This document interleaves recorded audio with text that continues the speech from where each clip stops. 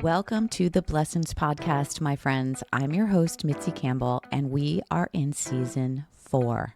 I can hardly believe that I have been doing this show, and this is my 4th year. This is going to be episode 235. That is 235 recordings I have made. So let me tell you the focus. Every year, I set a new intention for everything I'm doing, including this show. And the intention for this year is to align with my word of the year in my own life and for you. And my word of the year for 2026 is receive. So I am going to teach you, because I am a teacher, spent over 25 years in higher education as a professor, and I am going to teach you how to receive. Because the fact is that if you are not where you want to be in your life, if you have not manifested the life of your dreams yet, and that word is critical, yet, that means that you have got to learn how to receive.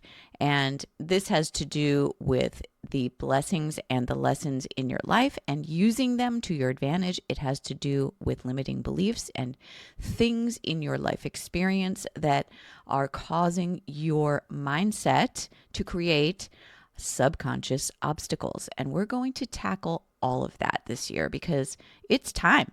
It is our time. You and I are moving into huge positivity, abundance, love, health, wellness, the whole thing, fitness, whatever you want. It's yours if you learn how to receive it. Let's begin with a mindset to usher in 2026. And I would like to call 2026 the era of receptivity, because we are moving out of grind culture and we're moving into alignment culture. Even if you look at technology, there are so many tools coming out to make things easier. We need to embrace that it can be easy. And this does not mean that you don't work. It doesn't mean that you just sit around and wish for things. But what it means is that it can be easy. And you need to embrace the art of allowing things to happen for you, allowing good things to come into your life, allowing your dreams to come true. Because wealth in 2026 flows to those who can hold, who have the vessel, the capacity to receive and hold whatever it is you're looking to hold onto, to attract into your life, and to allow that to be, and to circulate and have a flow of energetic abundance in your life. Because the nervous system, not effort, is ultimately what becomes the bottleneck to wealth, to great love, to massive health rewards, and anything else that you are looking to attract into your life. It's your nervous system. It's your state of consciousness. It's your mindset. There's a lot of different terms we could use, but basically, you've been working hard. I have been working at this computer every day so hard, and I'm still not exactly where I would like to be. And of course, I think it also comes into play that once you reach one goal, you end up then creating automatically a bigger goal. And in some sense, we are on a constant journey of being, quote, where we would like to be, because we keep redefining where we would like to be.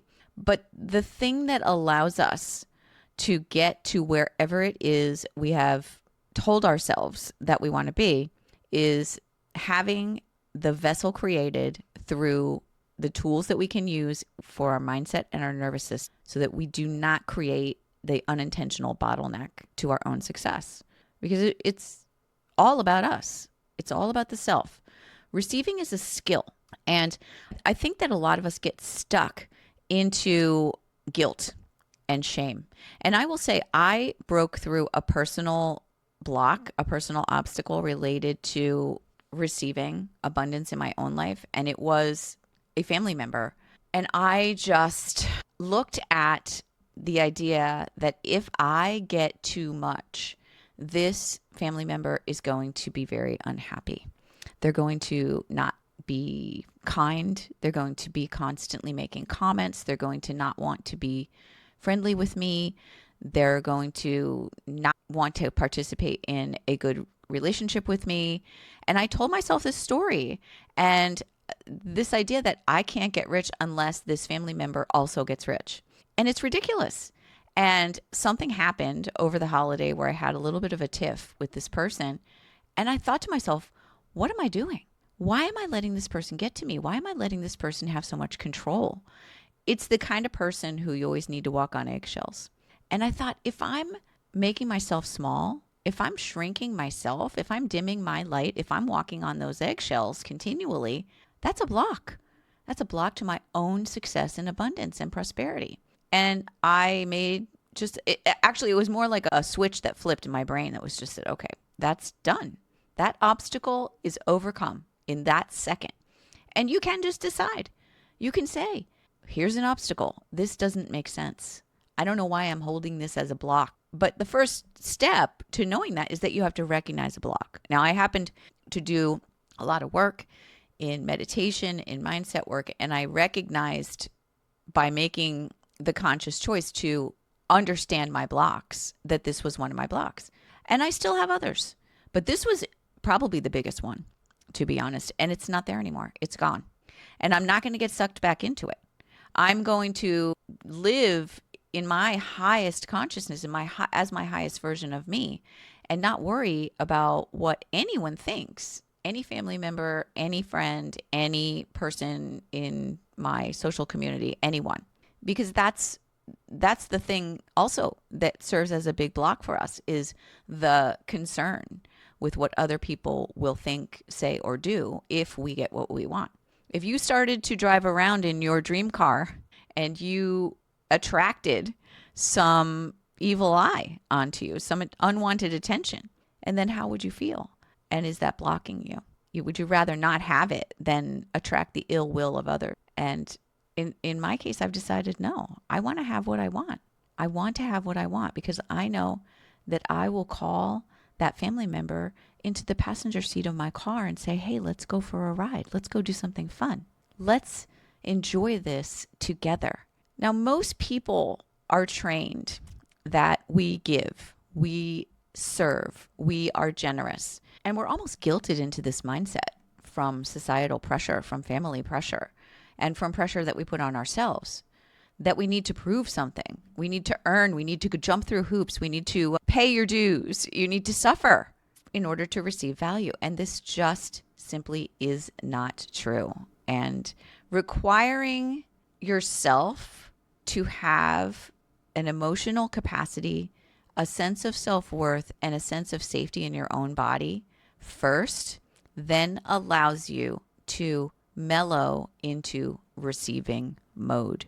You need to be okay with the way things are. You need to be okay with your relationships, your life. You need to be okay that even if something happens that's difficult or challenging, that your emotional safety remains intact. And if you're in a state where you feel like you cannot receive, that you unconsciously block things like money, love, opportunities, good health, this means that you need to work on that emotional safety, that self-worth, that confidence, because receiving is not selfish. There are people that will tell you there's privilege. If you have X, Y, and Z, it means that you have this privilege. I personally, that is a word that feels like nails on the chalkboard to me, because having is not selfish. Wanting is not selfish. Receiving is something that creates an energy of circulation. So when you have something, you receive something fully, you actually expand the pool of resources available to everyone. If someone can have it, then someone else can have it. If I can have it, then you can have it. If you can have it, then I can have it. Money flows through people who trust themselves to steward it well. Love flows through people who are stewards of love. Wellness flows through people who are stewards of wellness. We can model what we manifest as an example to show that it's possible for anyone. There is a critical distinction between receiving versus taking. There's a lot of taking in our society. All you have to do is flip on the news, which I don't do and I don't recommend, by the way. But taking, there's so much taking, so much corruption, right? That comes from taking. Taking comes from a sense of lack. It comes from a sense of entitlement. It's a victim mentality that creates taking. I deserve X because I was wronged, or my ancestors were wronged, and so I'm going to take this back. It comes from anger. And really what belies all of that is fear. It's fear. And it's understandable if you have a sense of insecurity about your ability to create the life you want, that you can fall into fear and then as a result become a taker. But receiving is the way to create sustainable health and wealth and love and fitness and joy in your life. And this receiving comes from resonance. It comes from permission, and it comes from mutual benefit. When I receive, you give. When I give, you receive. It's a mutual exchange of the most beautiful kind of energy. Taking drains systems. And when you are a taker and you're taking, eventually it dries up. You can take, and eventually it dries up. Receiving strengthens systems because receiving is an exchange. It's an ever-present exchange. It's ongoing. It's infinite. Receiving and giving are hand in hand and completely perpetual through all of time and space. So why do people reject receiving? And you may not even be aware. But if you don't have something, then you probably have an unconscious block to receiving it. Oftentimes, this comes from a fear of being judged, as I alluded to earlier. The fear that other people aren't going to like it. If I get rich, maybe my brother won't like that. Maybe it'll cause problems in the family. If I get rich, what am I going to do when my children and my family members and my friends all come to me with their hands out? How am I going to handle that? Am I going to be indebted to them? Am I going to have to deal with their emotional baggage? Am I going to be abandoned by my family and friends if I don't just give everything away? And then I can't hold on to it. And I talk myself out of getting the thing I want before it ever happens. It doesn't have a chance to happen because I've just talked myself out. I've told the universe, this is not worth the trouble. Don't give it to me. I still want it. I'm still going to yearn for it, and I'm never going to be happy. But at the same time, I can't allow it. And often we have trauma responses that confuse safety with self-denial. And we think we're going to keep ourselves safe by keeping ourselves small or poor or unhealthy or unloved or unhappy. But you can't be unhappy enough to make an unhappy friend happy. You can't be sick enough to make an unwell friend. You can't be poor enough to make a poor friend wealthy. It doesn't work that way. It's not about your state in correlation to their state. It's about you and your connection to God, source, universe. That's what it's about. It's about alignment, because wealth responds to openness, not to need. Money does not respond to desperation. Love does not respond to desperation. It responds to clarity, the capacity to hold it and receive it, and grounded expectation. The universe mirrors your ability to say yes without guilt. When you receive unapologetically, you actually give others permission to rise. Your abundance is empowerment because it becomes proof, not performance. And receiving models trust in life itself. You say to the universe, I trust you. I can handle this. I am the right vessel for this. I have proven that through my alignment with a higher state of consciousness. And how often are we just on the brink? We can see the thing that we desire right there at the tip of our outstretched arms, and we know it's right there, but it hasn't come to us. Or how many times has something come to you and you've rejected it? You haven't allowed it in. Even something as simple as a compliment. Someone says something nice to you. I love that shirt you have on today. Instead of just saying thank you, We say things like, oh, this old thing, oh, I got this at Marshall's. It was only $5.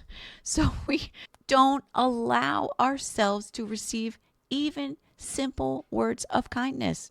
So here is a simple receiving practice that you can do when something does come to you. And you can practice receiving because when you think about it, you're probably not allowing small things to come in. And this could be one of the reasons why the big things are not coming in. So when something comes to you, the next time a gift from the universe comes in, whether that's a compliment or a physical gift, just pause for a moment. Before you react, just pause, take a breath, and then internally say to yourself, I allow this. I am safe to have this. I deserve this. And then let it land. Let the compliment land. Let the gift come into your hands without explanation, without justification, just with a simple word of gratitude. You were not meant to chase the things that you want. You were not meant to chase abundance and love and joy and wellness. You were meant to become a place where abundance arrives and stays, where love arrives and stays, where good health and joy arrive and stay. Because receiving is not the opposite of generosity and giving. It is the foundation of it. It's not a chicken egg thing. Receiving is the foundation because you can't have a space to put things into without the ability to receive. And no one knows this better than the members of my subscription community who receive my messages every single morning. They allow those messages to come into their minds, to permeate into their souls, into their essence, so that they create subconscious foundations that help with their mindset, their neural connections, their ability to participate in the world in a positive, productive, optimistic manner. And that allows them to be good receivers. And it's a constant practice. It's not something you just say once and then you automatically become an expert. It's something you have to cultivate and repeat. If you're interested in receiving my messages, you can get them at yourpositivemoment.com. And the first 2 weeks are my free gift to you. I hope that you have an amazing 2026, an amazing week ahead, amazing month ahead. I will be back again next week with more information on how to receive everything you want in 2026, because the word is receive.